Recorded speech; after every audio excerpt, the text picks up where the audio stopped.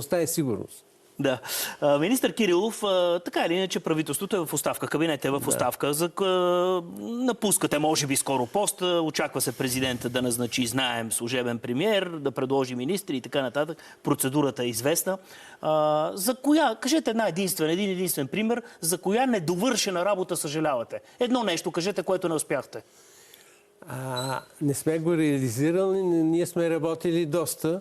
И най-трудното, което беше, да се локализира какъв е проблема и къде е. Това е един известен факт за тези позитивни проби, които се правят по пътищата за наркотици.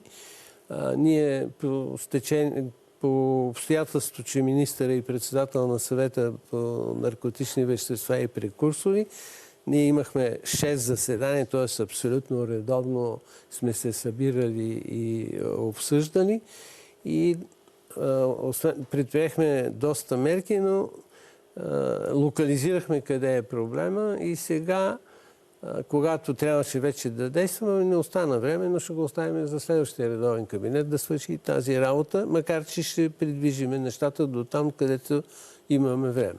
Ето, давате пример с тестовете за наркотичните вещества. Давате пример за тях, с тях. Защото този тест на пътя, той е една химическа реакция.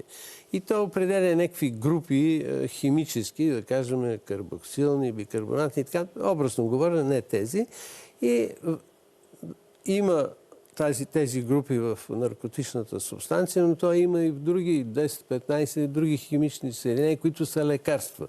И тя не е фалшива, тя си е истински позитивна, но е фалшива, че не е наркотик. Че не си наркотично зависим. Това е ключов проблем, разбира се. В твой организъм няма наркотик. И тук верификацията, истинската е следващата проба, която наистина е доказателна. Примерно, миналата 2024 година са изследвани 2000 в една най-голямата лаборатория, която изследва, 2900 случаи приблизително. От тях над 1500 са негативни. Тоест, повече от половината са негативни.